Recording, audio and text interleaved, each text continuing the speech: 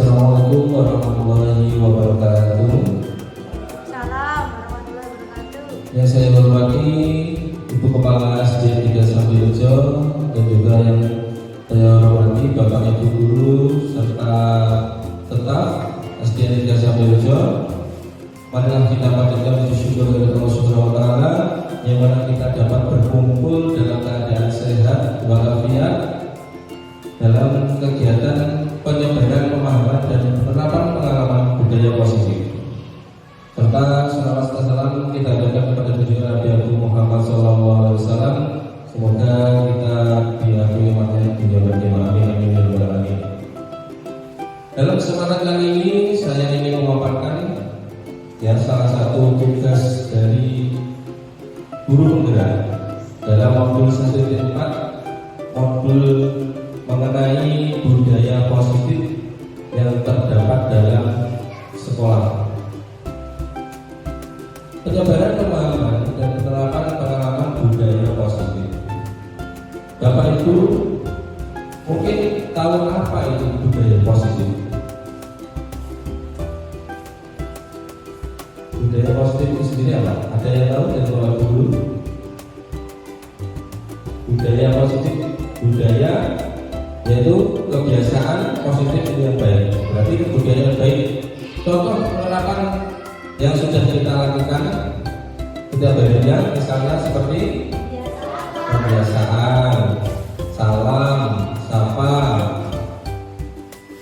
saling siswa pada gurunya. Itu adalah salah satu contoh yang biasanya kita lakukan untuk menerapkan budaya positif di SDN kita, yaitu SDN 3 Sambirejo. Konsep inti budaya positif yang pertama mengenai perubahan paradigma belajar, disiplin positif, nilai-nilai kebajikan, kebutuhan dasar manusia, motivasi perilaku manusia, posisi kontrol guru, keyakinan kelas, dan segitiga restitusi. Yang pertama yaitu pembelajaran dengan paradigma baru. Pembelajaran dengan paradigma baru merupakan pembelajaran yang dirancang berdasarkan prinsip pembelajaran berdiferensiasi, sehingga para peserta didik belajar sesuai kebutuhannya berdasarkan tahap perkembangan sesuai teori fisiologi modern untuk mewujudkan profil pelajar Pancasila. Mana pembelajaran berdiferensiasi ini dilaksanakan atau dilakukan oleh Bapak Ibu Guru demi memenuhi kebutuhan setiap peserta didik yang ada di dalam kelas untuk mewujudkan visi dan tujuan pembelajaran yang berpihak kepada murid, di mana profil pelajar Pancasila itu terdiri dari beriman bertakwa kepada Tuhan Yang Maha Esa dan berakhlak mulia, berkebinekaan global, bergotong royong, kreatif, bernalar kritis, dan mandiri. Itu adalah dimensi-dimensi dalam profil pelajar Pancasila yang bisa kita terapkan dalam proses pembelajaran dan budaya positif.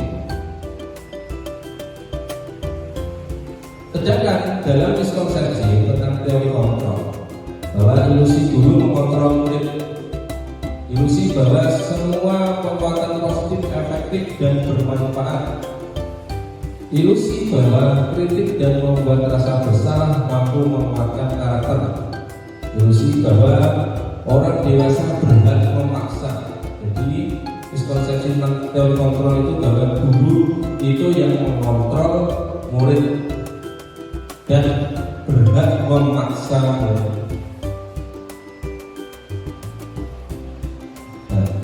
Selanjutnya mengubah paradigma stimulus respon ke pendekatan teori kontrol, bahwa stimulus respon yaitu realita kebutuhan yang dimiliki oleh siswa itu sama. Padahal dalam teori kontrol realitanya kebutuhan siswa itu berbeda. Selanjutnya semua orang melihat hal yang sama, tetapi dalam teori kontrol setiap orang itu memiliki gambaran yang berbeda-beda.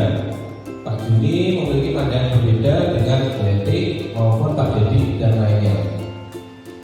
Stimulus respon, kita mencoba mengubah orang agar berpandangan sama dengan kita. Itu adalah stimulus responnya. Sedangkan teori kontrolnya, kita berusaha memahami pandangan orang lain tentang dunia.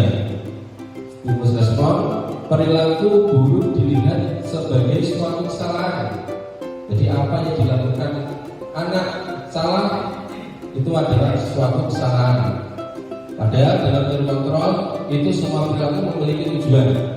Anak itu melakukan kesalahan pasti ada alasan dan tujuannya. Orang lain bisa mengontrol saya, sedangkan dalam teori kontrol itu hanya Anda yang bisa mengontrol diri Anda.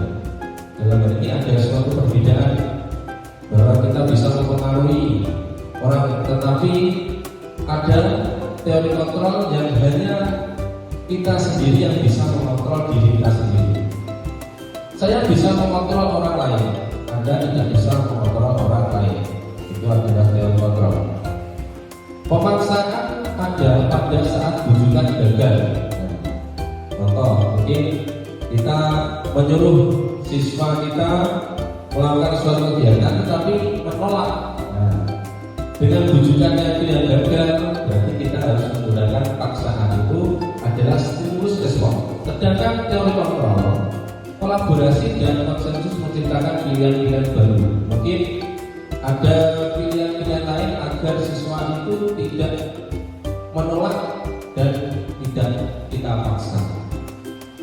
Selanjutnya, model berpikir menang atau kalah. Sedangkan dalam teori kontrol, model berpikir menang-menang. Ya. Yang penting kita berpartisipasi, tidak memikir menang atau kalah. Misalkan dalam kegiatan pembelajaran ada ranking yang satu dengan yang bawah atas, yang bawah pasti ada kesenjangan. Tetapi dalam teori kontrol semuanya sama, tidak ada menang dan kalah.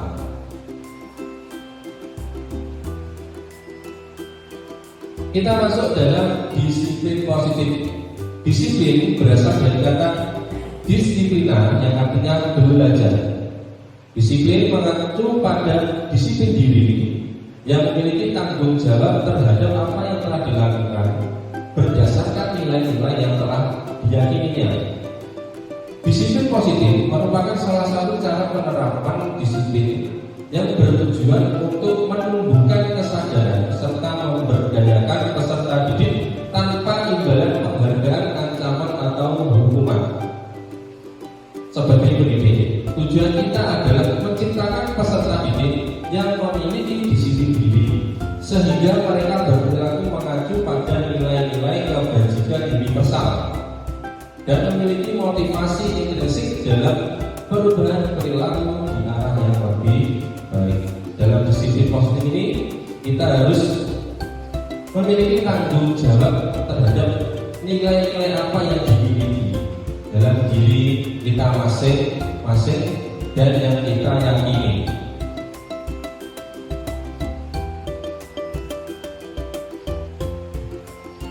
Nah, tadi disiplin positif berkaitan dengan nilai-nilai kebajikan, bahwa nilai yang disepakati bersama lepas dari suku, bangsa, agama, bahasa maupun latar belakangnya. Contoh, nilai kebajikan institusi atau organisasi. Dalam profil pelajar Pancasila terdapat nilai beriman dan bertakwa pada Tuhan Yang Maha Esa dan berakhlak mulia, berkebinekaan global, gotong royong, mandiri, kreatif, dan bernalar kritis. Itu adalah nilai-nilai kebajikan yang terdapat dalam profil pelajar Pancasila. Sedangkan ibu primary program PDP, nilai kebajikannya seperti toleransi, rasa hormat, integritas, mandiri, menghargai, antusias, empati, keingetahuan, kreativitas, kerjasama, percaya diri, dan komitmen. Sedangkan dalam keterampilan hidup skill, yaitu dapat dipercaya, lurus hati, pendengar yang aktif, tidak merendahkan orang lain dan memberikan yang terbaik dari diri. Itu adalah nilai-nilai universal yang dapat kita temukan pada diri kita sendiri yang nantinya dapat terbentuknya budaya positif.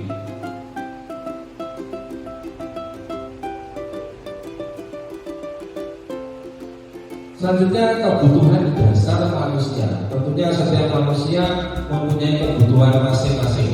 Yang mana kebutuhan dasar manusia adalah segala sesuatu yang kita lakukan untuk mendapatkan apa yang kita inginkan. Setiap manusia mempunyai kebutuhan dan sebuah keinginan. Jadi kebutuhan atau keinginan dulu yang harus dicapai. Seluruh tindakan yang kita lakukan memiliki tujuan tertentu, dan semua usaha terbaik yang kita lakukan adalah dalam rangka agar kebutuhan dasar kita terpenuhi dengan baik. Itu adalah kebutuhan dasar manusia yang pastinya apa yang diinginkan dan apa yang dibutuhkan. Dalam kebutuhan dasar manusia itu terdapat 5. Yang pertama, bertahan hidup, kasih sayang dan rasa diterima, penguasaan, kebebasan dan kesenangan. Dari bertahan hidup itu contohnya makan, pakaian, tempat tinggal, keamanan dan kesehatan. Itu adalah contoh-contoh kebutuhan dasar manusia dalam bertahan hidup. Sedangkan kasih sayang dan rasa diterima yaitu seperti rasa diterima, dipedulikan oleh sesama, berbagi dengan sesama, bekerja sama, menjadi bagian dalam sebuah kelompok. Itu adalah kebutuhan dasar dari kasih sayang dan rasa diterima. Selanjutnya adalah penguasaan, yaitu harga diri, keinginan untuk dianggap, memimpin, berprestasi, diakui dan didengar. Pastinya semua orang mempunyai kemampuan dalam menguasai beberapa hal, yang mana penguasaan tersebut meliputi keinginan memimpin, berprestasi atau diakui. Tergantung pada diri kita masing-masing. Kebutuhan dasar selanjutnya yaitu kebebasan. Setiap orang memiliki kebebasan untuk memilih apa yang diinginkannya dalam memenuhi suatu kebutuhan, seperti mandiri, memiliki pilihan, mencoba hal baru, mampu mengendalikan arah dirinya.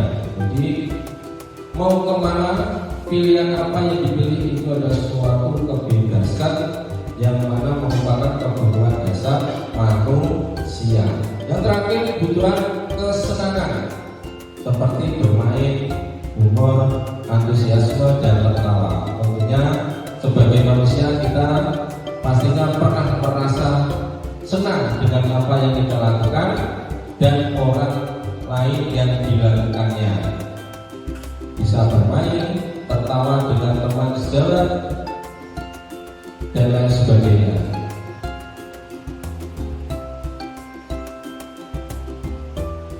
Dalam memotivasi perilaku manusia berkaitan dengan kebutuhan tadi, motivasi perilaku manusia yaitu ada motivasi ekstrinsik dan motivasi intrinsik. Motivasi ekstrinsik berarti itu berasal dari luar diri kita, sedangkan intrinsik berasal dari dalam diri kita. Kalau motivasi ekstrinsik yaitu untuk menghindari ketidaknyamanan atau hukuman, dan juga untuk mendapatkan imbalan penghargaan dari orang lain. Nah, ini adalah contoh motivasi dari luar diri kita agar kita menghindari ketidaknyamanan atau hukuman. Contohnya kita berkendara menggunakan helm pada tilang. Agar tidak terkena hukuman tilang, kita harus memakai helm. Itu adalah motivasi dari ekstrinsik untuk mendapatkan imbalan atau penghargaan. Wah, contoh kita sebagai guru dituntut untuk mengisi PMM dan mengupload bukti berupa sertifikat diklat. Nah, itu adalah motivasi ekstrinsik yang mana untuk mendapatkan suatu penghargaan, Penghargaan itu akan dijadikan motivasi yang berupa ekstrinsik atau dari luar. Sedangkan motivasi intrinsik itu untuk menjadi orang yang mereka inginkan dan menghargai diri sendiri dengan nilai-nilai yang mereka percaya. Contoh tadi, pada saat berkendara kita menggunakan helm, ada yang berpikiran bahwa untuk tidak terkena tilang.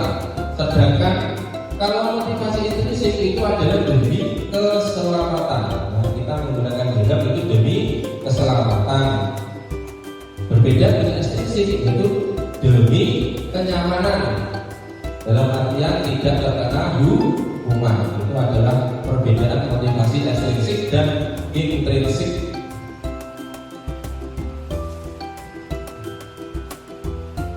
Ada hukuman, konsekuensi, dan restitusi. Hukuman itu tidak terencana atau tiba-tiba. Murid tidak tahu apa yang terjadi atau tidak dilibatkan, bersifat satu arah, berupa hukuman fisik atau psikis. Contoh, mungkin anak tidak sadar bahwa dia mengucapkan kata-kata kotor, ya, sehingga terdengar oleh bapak ibu guru.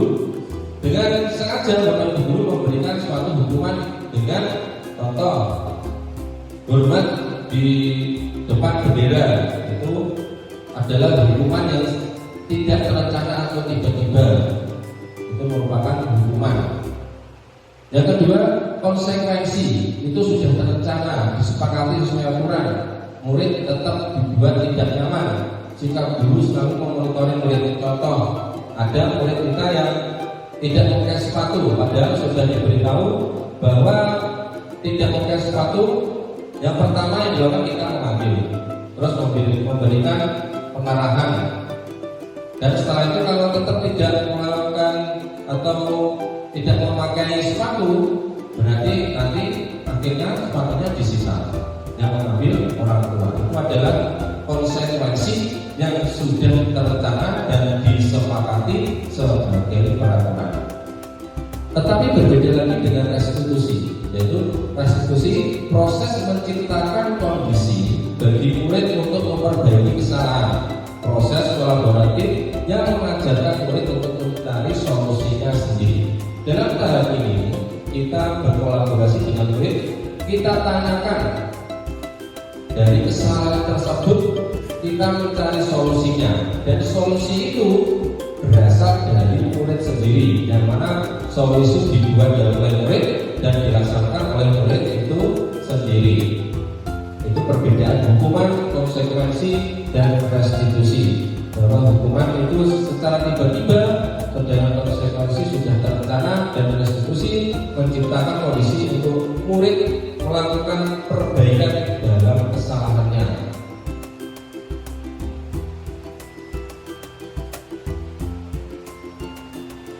Lima posisi kontrol guru yang biasanya kita sering lakukan. Yang pertama, penghukum, pembuat merasa bersalah, teman, pemantau, dan manajer. Mungkin bapak ibu guru dalam posisi kontrol guru mana yang sering dilakukan? Sebagai penghukum atau pembuat merasa bersalah, teman, pemantau, dan manajer. Penghukum, ada yang penghukum, ada yang pemantau, ada yang manajer, ada yang teman.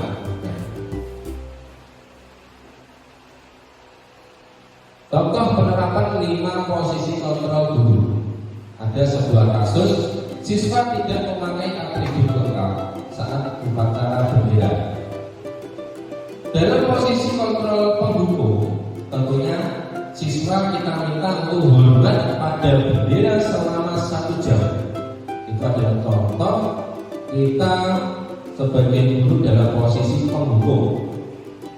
Sedangkan dalam membuat merasa bersalah, berapa kali ibu atau bapak harus beritahu kamu selalu saja mengecewakan ibu atau bapak. Itu adalah sebuah pernyataan yang membuat siswa itu merasa bersalah atas tindakannya yang telah dilakukan, tidak memakai atribut lengkap saat upacara bendera.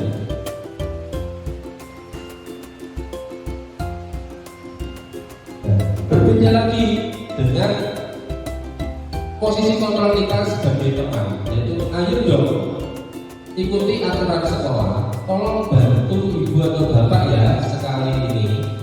Ya sudah, tidak apa-apa, lain kali jangan sampai berbuat seperti ini lagi ya. Dari pernyataan tersebut, mana yang menunjukkan bahwa kata itu bersifat atau bermakna teman menurut bapak ibu? Ayo dong, gitu. Ayo dong, tolong bantu.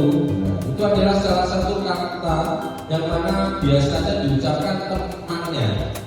Ayo dong, tolong dong. Itu adalah suatu pernyataan yang mana posisi kontrol guru sebagai teman.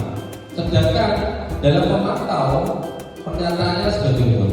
Kamu sudah melanggar peraturan sekolah. Kamu tahu konsekuensinya. Setelah upacara, kamu beri atributnya ke koperasi dan jangan diulang lagi. Nah, jadi tidak ada hukuman, tidak ada solusi, hanya memantau, memberikan pertanyaan dengan cara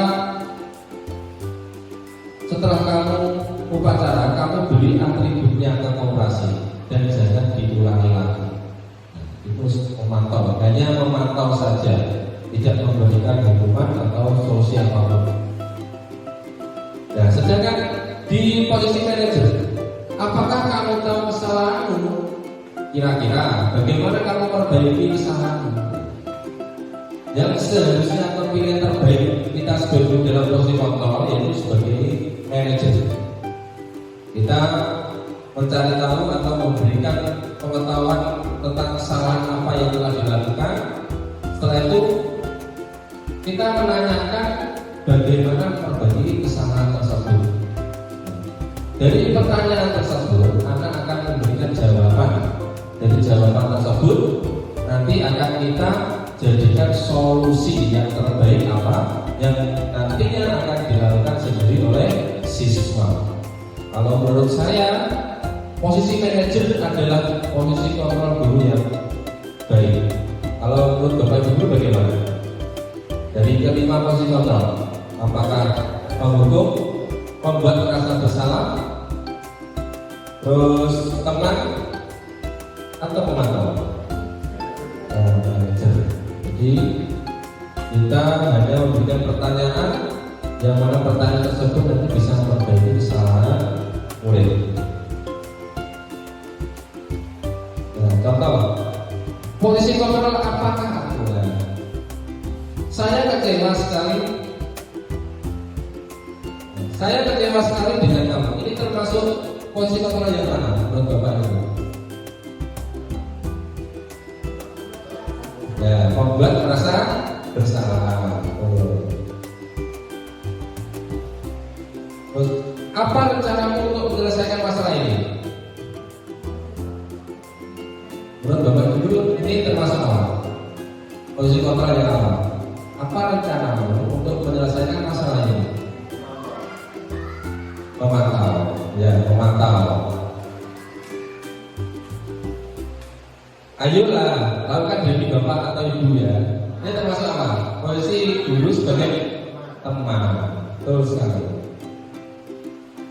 Kamu tidak pernah mendapatkan nilai jika tidak mengerjakan tugas. Apa? Penghukum. Ya, penghukum. Jadi tidak mendapatkan nilai hukumannya. Kamu tidak. Kita lanjut. Tidak naik kelas kalau tidak mengerjakan tugas. Kita lanjut dalam keyakinan kelas. Dalam keyakinan, mengapa kita membuat keyakinan kelas? Mengapa bukan peraturan kelas?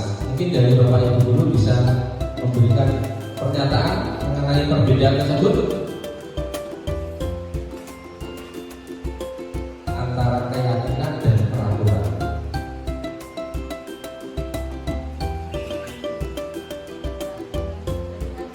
Ya.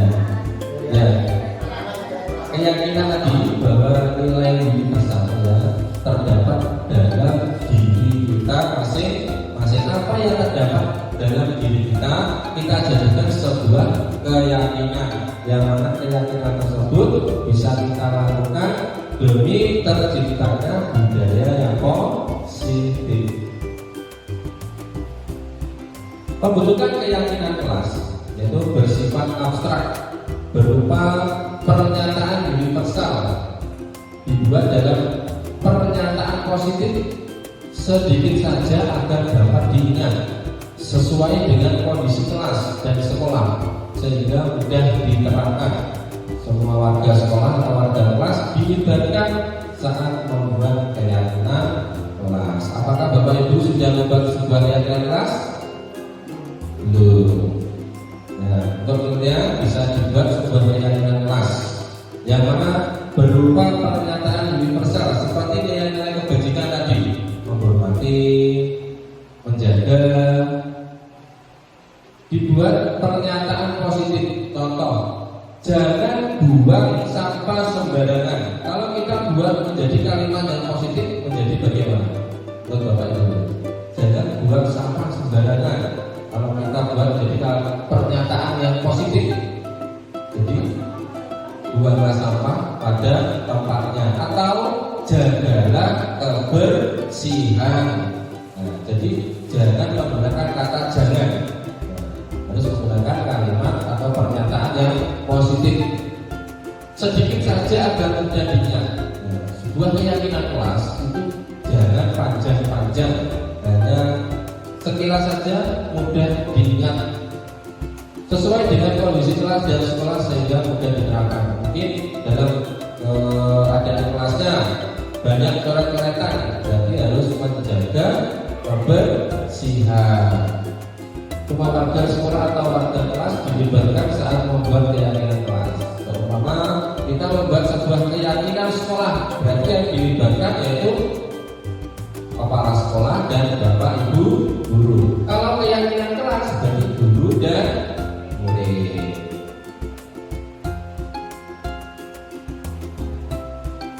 Terus selanjutnya segitiga restitusi, yaitu suatu proses dialog yang dijalankan oleh guru agar dapat menghasilkan murid yang mandiri dan bertanggung jawab. Ya, kita saling berkomunikasi, berkolaborasi antara guru dan murid untuk mencapai tujuan yang lebih baik. Tahapan segitiga restitusi yaitu yang pertama menstabilkan identitas, yang kedua memvalidasi tindakan yang salah dan menanyakan sebuah keyakinan apa yang telah kita terapkan dalam kelas maupun sekolah. Dalam menstabilkan identitas berdasarkan prinsip membuat kesalahan adalah bagian dari proses pembelajaran. Itu adalah pernyataan mengenai menstabilkan identitas. Contohnya seperti pernyataan berbuat salah itu wajar. Tidak ada manusia yang sempurna. Bapak atau ibu juga pernah melakukan itu. Bapak atau ibu tidak mau mencari siapa yang salah, tapi bapak atau ibu ingin mencari solusi dari permasalahan ini. Kamu berhak merasa begitu. Itu adalah sebuah pernyataan-pernyataan yang mana biasa bapak ibu guru sampaikan untuk menstabilkan identitas dalam menyelesaikan sebuah masalah. Yang selanjutnya validasi tindakan yang salah. Berdasarkan prinsip setiap perilaku berupaya memenuhi suatu kebutuhan tertentu. Jadi semua tindakan atau perlakuan itu pasti ada tujuannya untuk memenuhi kebutuhannya, kebutuhan penguasaan, terus kesenangan. Biasanya kalau siswa itu menjadi teman berarti dalam kebutuhan kesenangan. Senang kalau menjadi temannya. Itu adalah contoh validasi tindakan kesalahan. Pernyataannya sebagai berikut. Kamu pasti punya alasan mengapa melakukan hal itu. Padahal kamu bisa melakukan yang lebih buruk dari ini ya. Kamu patut bangga karena telah melindungi sesuatu yang penting buatmu. Kamu melakukannya karena mempertahankan sesuatu yang penting bagimu. itu adalah sebuah pernyataan-pernyataan yang menguatkan siswa dalam memvalidasi tindakan yang salah, agar siswa itu melakukan kesalahannya untuk suatu kebutuhannya. Nah, kita bisa memvalidasi tindakan apa yang telah dilakukannya.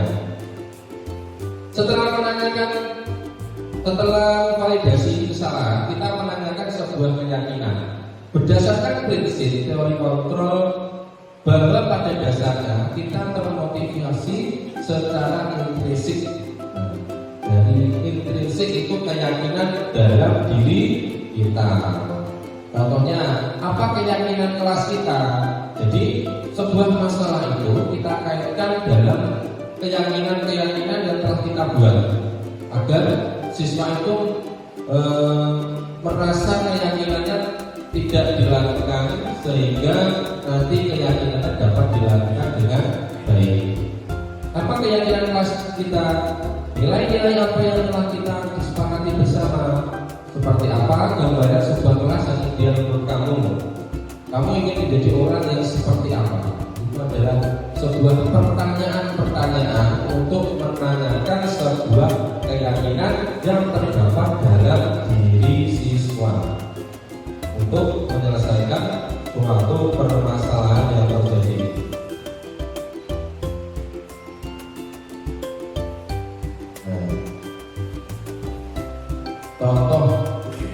Contohnya, kemarin saya membahas sebuah segitiga restitusi dengan permasalahan siswa sering telah terlambat karena bergadang dengan bermain HP, sehingga tidurnya larut malam dan terlambat berangkat sekolah. Dari sini ada yang ditanyakan untuk pemaparan tersebut dari Bapak Ibu guru.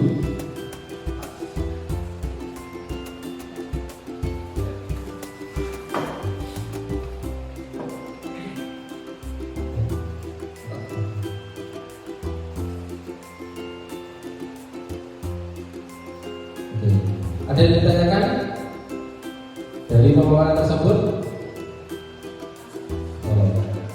Kalau tidak ada, saya akhiri dan terima kasih atas partisipasinya Bapak Ibu semuanya dengan kegiatan penyebaran dalam budaya positif untuk program guru penggerak. Sekian, terima kasih. Wassalamualaikum warahmatullahi wabarakatuh.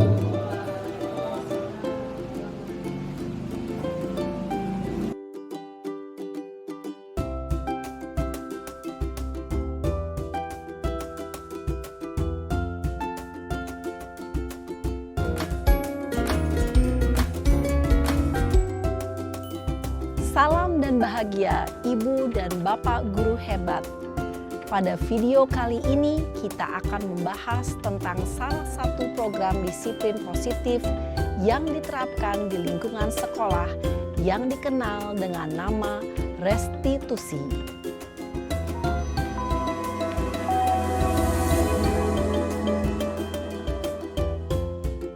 Restitusi dikembangkan oleh pakar pendidikan Diane Gosson, berlandaskan pada teori kontrol Dr. William Glasser.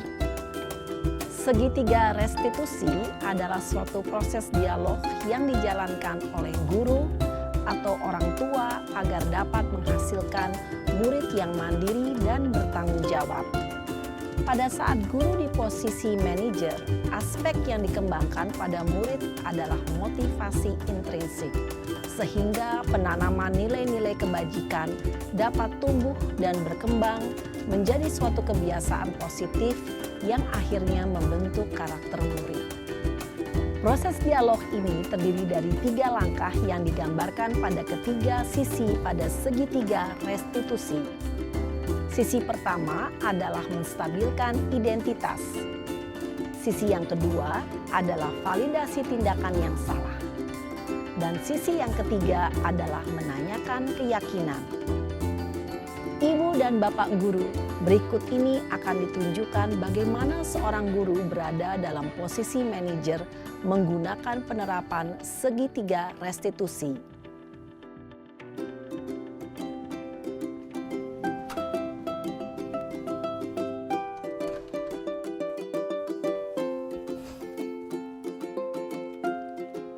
Siang Sarah.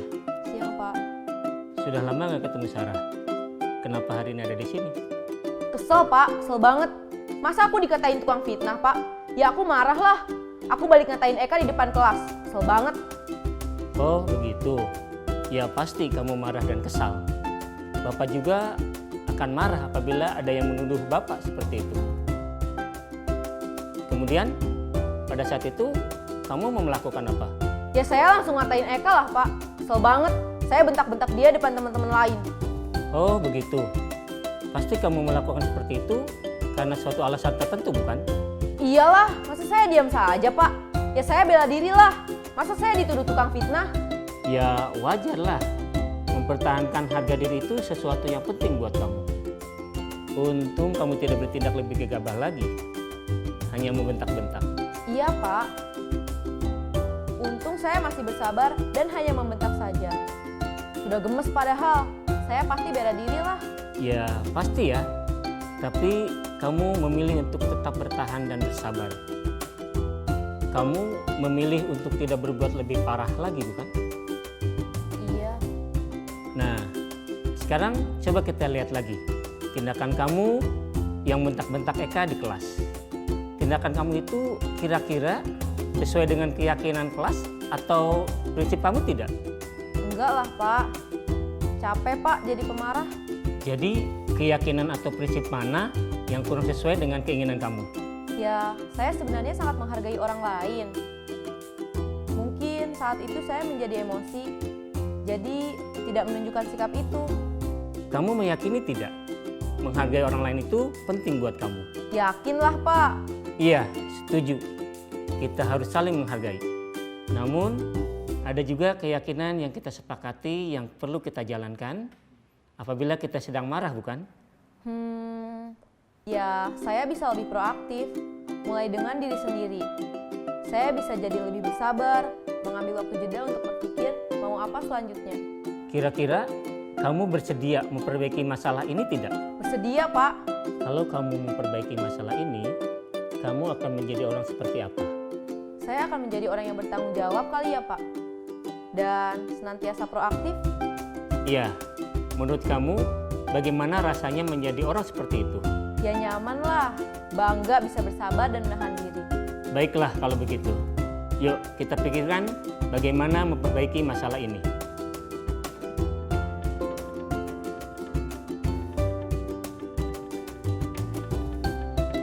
Ibu dan Bapak guru hebat.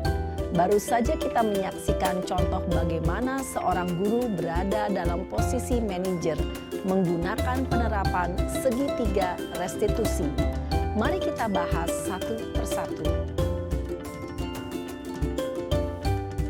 Pada sisi pertama, menstabilkan identitas berdasarkan pada prinsip bahwa membuat kesalahan adalah bagian dari proses pembelajaran. Sisi pertama dari segitiga ini berperan menggeser identitas murid dari identitas gagal ke identitas sukses. Murid yang sedang bertingkah laku yang tidak pantas atau menarik diri saat itu sedang mengalami identitas gagal. Bila kita mengkritiknya, maka posisinya tidak akan berubah. Kita bisa mengajukan pernyataan-pernyataan ini. 1. Membuat kesalahan sesuatu yang wajar. 2. Manusia tidak ada yang sempurna. 3. Kita bisa memperbaiki masalah ini. 4. Saya tidak menanyakan kesalahannya. Saya lebih fokus bagaimana memperbaiki masalah ini. 5.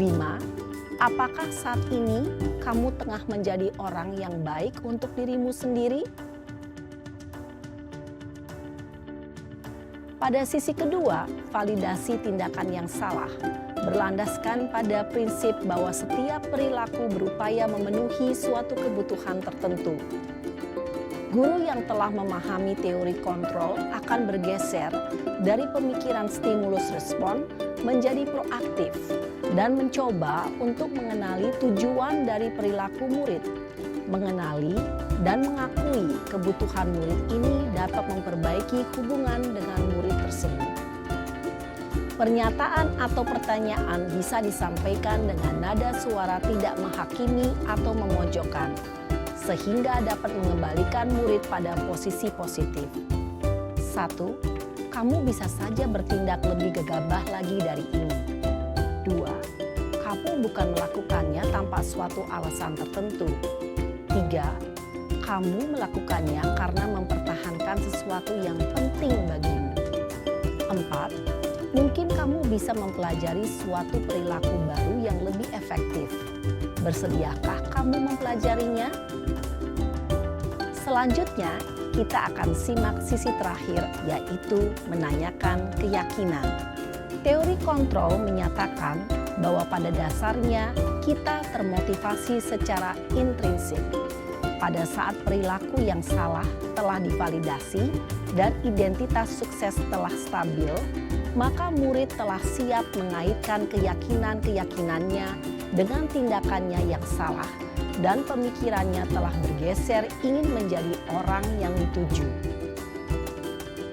Pertanyaan-pertanyaan ini dapat mengaitkan keyakinan-keyakinan yang dianut murid. 1.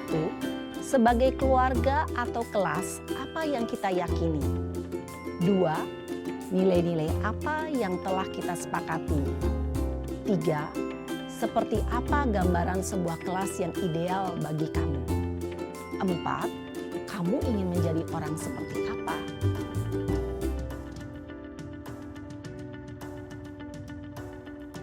Dalam menerapkan segitiga restitusi, perlu diperhatikan beberapa hal, yaitu 1. Perilaku yang salah perlu dikaitkan dengan nilai-nilai atau keyakinan-keyakinan yang telah disepakati atau dituju. 2. Kesediaan orang yang melakukan kesalahan untuk memperbaiki masalah. 3. Pemecahan masalah sebisa mungkin relevan atau memiliki hubungan dengan masalah yang ada. 4. Usaha. Perlu adanya suatu usaha perbaikan dari pihak yang berbuat kesalahan. 5. Waktu. Perlu didedikasikan waktu dari pihak yang berbuat kesalahan. Tanyakan kapan akan mulai diberlakukan usaha untuk memperbaiki masalah. Dengan memahami struktur penerapan segitiga restitusi, diharapkan guru dapat menerapkan posisinya sebagai manajer dengan mengajukan pertanyaan-pertanyaan bermakna yang dapat membuat murid menjadi lebih percaya diri, bertanggung jawab, dan mandiri. Nah, Ibu Bapak Guru perlu tidaknya mengikuti ketiga tahapan dalam segitiga restitusi bergantung pada ringan beratnya suatu permasalahan. Misalnya, bila permasalahan tersebut ringan, maka tidak perlu dijalankan secara berurutan. Bahkan bisa semudah menanyakan apa keyakinan yang kita sepakati. Dengan menjalankan segitiga restitusi, dengan mengajukan pertanyaan-pertanyaan bermakna, diharapkan murid menjadi lebih kuat secara pribadi, dapat membuka wawasan murid agar dapat menyelesaikan permasalahannya sendiri, semakin percaya diri, mandiri, dan merdeka. Salam dan bahagia, Ibu Bapak Guru hebat.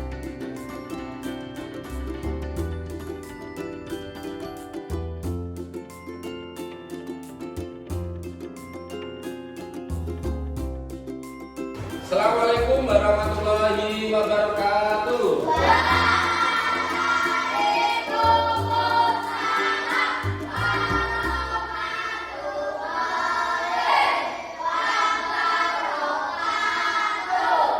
Bagaimana kabarnya hari ini?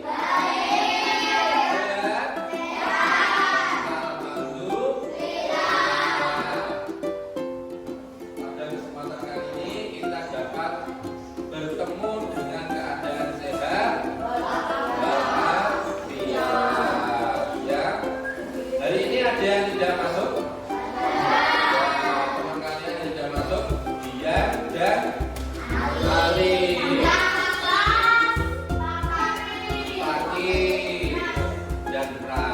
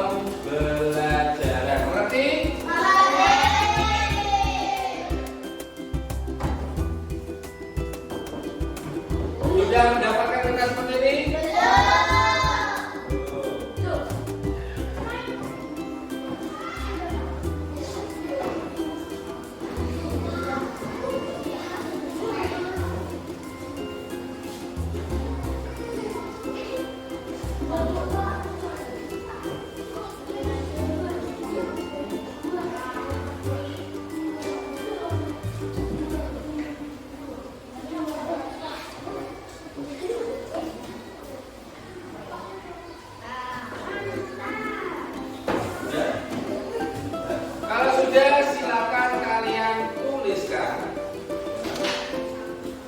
sebuah keyakinan menurut diri kalian berkaitan dengan lingkungan yang ada di sekitar kalian.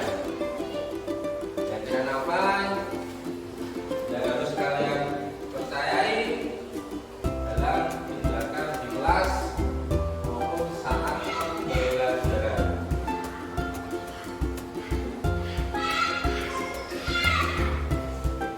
Sudah?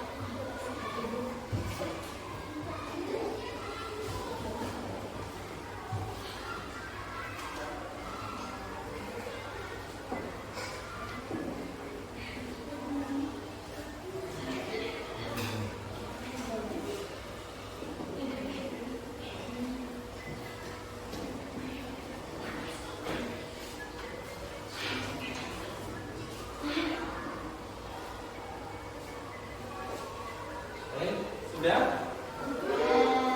Tidak perlu banyak-banyak. Sudah?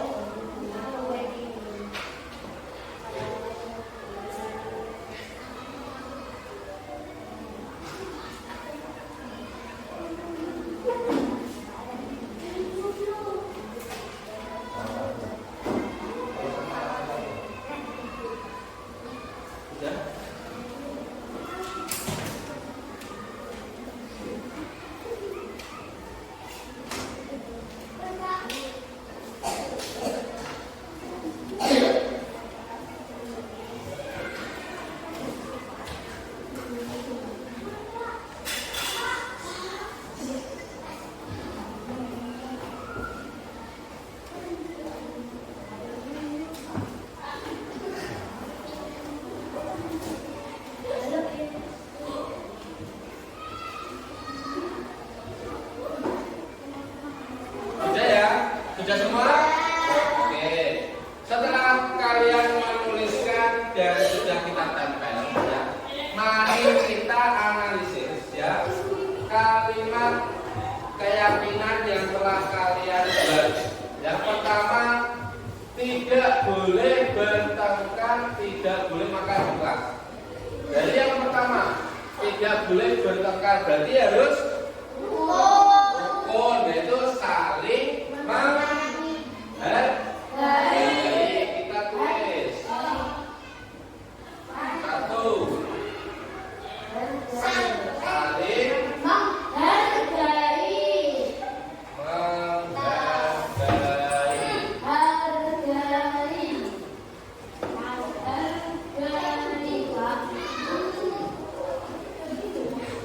tidak boleh bagaimana kalimat pernyataan positifnya?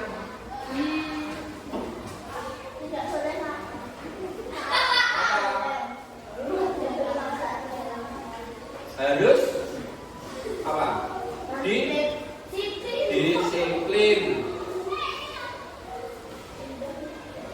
Disiplin.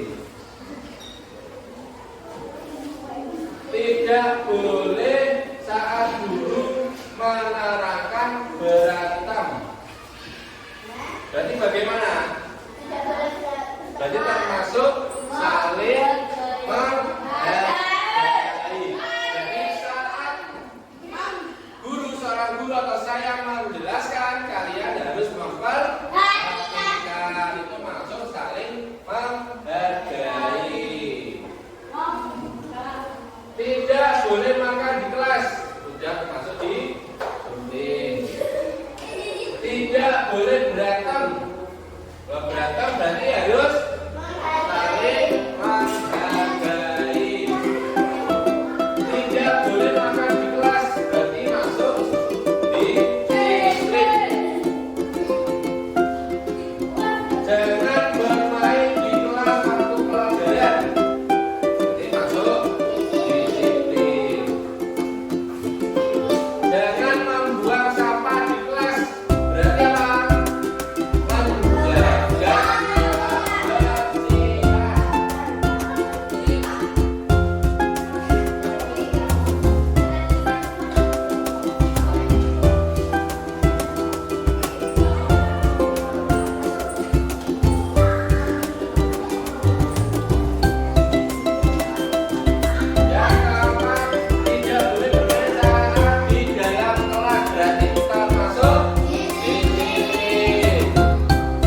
Menjaga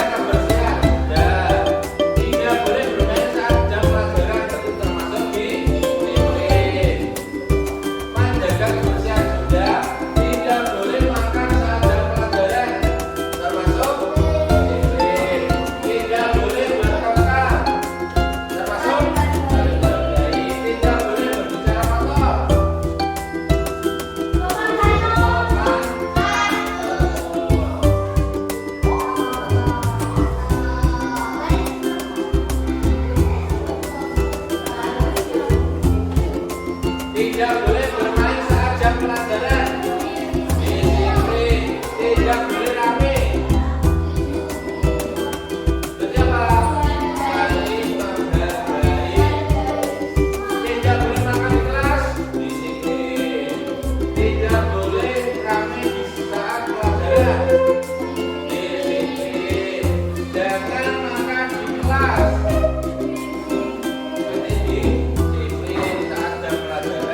Jangan bermain di kelas saat jam pelajaran. Disiplin. Jangan membuang sampah sembarangan. Menjaga kebersihan. Tidak boleh bertengkar di kelas, termasuk saling menghargai. Tidak boleh bertengkar saat berada di dalam kelas, berarti saling menghargai. Tidak boleh berantem, nah berarti masuk saling menghargai. Tidak boleh malah punya orang lain, jadi saling menghargai. Tidak boleh makan di kelas. Disiplin. Tidak boleh berisik saat jam pelajaran. Saling menghargai. Tidak boleh telat. Berarti termasuk disiplin. Tidak boleh membuli teman. Saling menghargai. Menjaga kebersihan sudah. Tidak boleh pilih kasih sama teman. Jadi saling menghargai. Tidak boleh makan di kelas. Disiplin. Menjaga kebersihan. Tidak boleh bertengkar, termasuk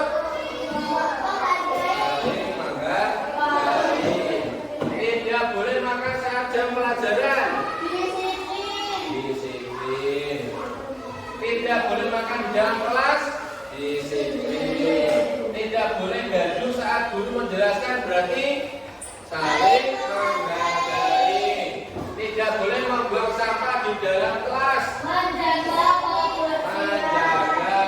kebersihan. Jadi dapat disimpulkan bahwa keyakinan kelas kita yang pertama yaitu saling menghargai, yang kedua disiplin, yang ketiga menjaga kebersihan, yang keempat sopan santun. Jadi 4 nilai yang harus kalian miliki saat berada di dalam kelas.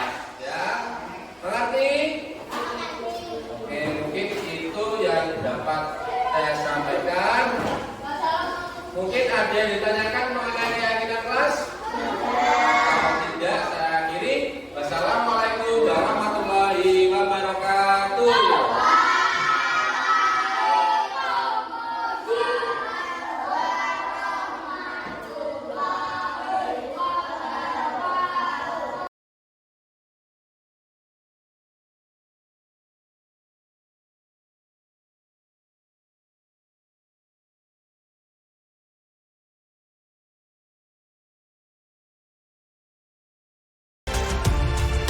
Kasus 1.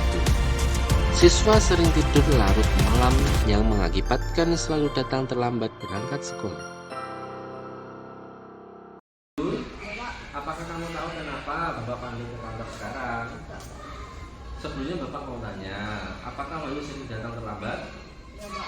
Menurut Wahyu, apakah datang terlambat itu termasuk perilaku yang baik?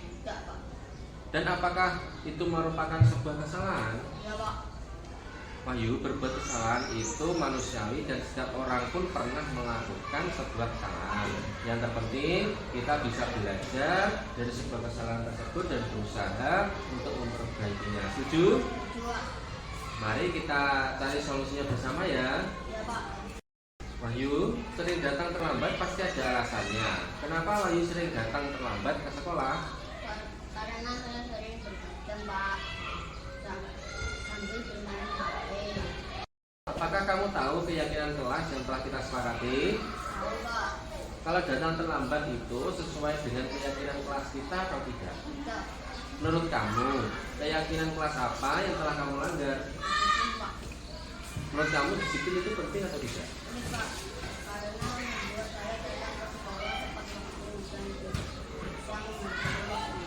Betul sekali. Menghargai waktu itu penting dan sangat bermanfaat untuk kita, seperti kita bisa menghargai orang-orang yang ada di sekitar. Pekerjaan kita jadi tidak menumpuk dan kita bisa melatih rasa kepedulian. Ya, Pak, saya merasa menyesal dan meminta maaf karena kami terlambat datang ke sekolah. Iya Wahyu, sikap yang baik sudah kamu lakukan dengan cara meminta maaf. Menurut kamu, apa yang akan kamu lakukan agar tidak datang terlambat lagi ke sekolah? Saya akan hidup cepat dan juga sudah belajar sehingga tidak datang terlambat lagi. Baik, kamu sudah menemukan solusinya dan Bapak harap juga bekerja sama dengan orang tuamu agar kamu datang tidak terlambat. Sekarang silahkan kembali ke kelas ya. Kasus 2. Tidak terima pekerjaannya selalu dicontek temannya sehingga marah dan tidak dapat menahan emosinya. Alsa, saya dapat laporan dari Pak Juni bahwa tadi kami bertengkar dengan dia ya.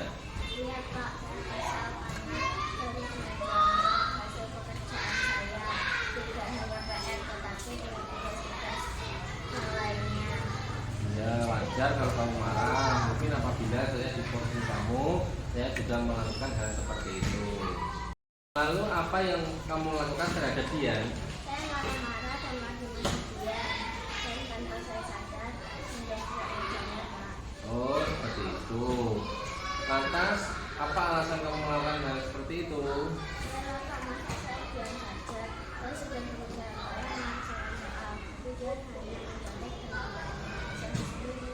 Ya wajar kalau kamu marah karena pekerjaanmu dicontoh begitu saja. Saya sangat menghargai tindakanmu yang tidak terlebih buruk daripada itu, seperti memukul. Sekarang coba kamu pikirkan, tindakan kamu sampai mengubrak meja itu apakah sesuai dengan keyakinan kelas kita? Menurut kamu, keyakinan kelas apa yang telah kamu langgar?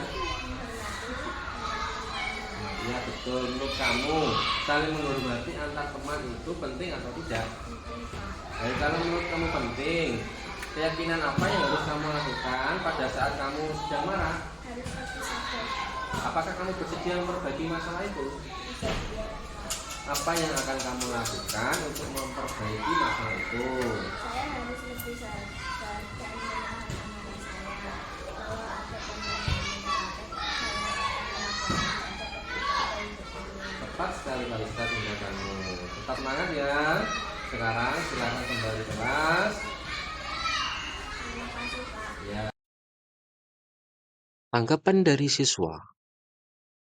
Nama saya Pras dari kelas 5. Terima kasih Pak Guru karena saya diajak berdiskusi untuk menemukan solusi atas kesalahan yang telah saya lakukan, dan saya tidak akan bergadang lagi supaya tidak datang terlambat ke sekolah. Kenalkan, nama saya Kalista dari kelas 5. Saya senang sekali diajak berdiskusi dengan Pak Guru untuk dapat mengendalikan diri dari amarah karena perilaku dari teman saya. Saya harus banyak belajar sabar dan dapat menghormati teman-teman saya.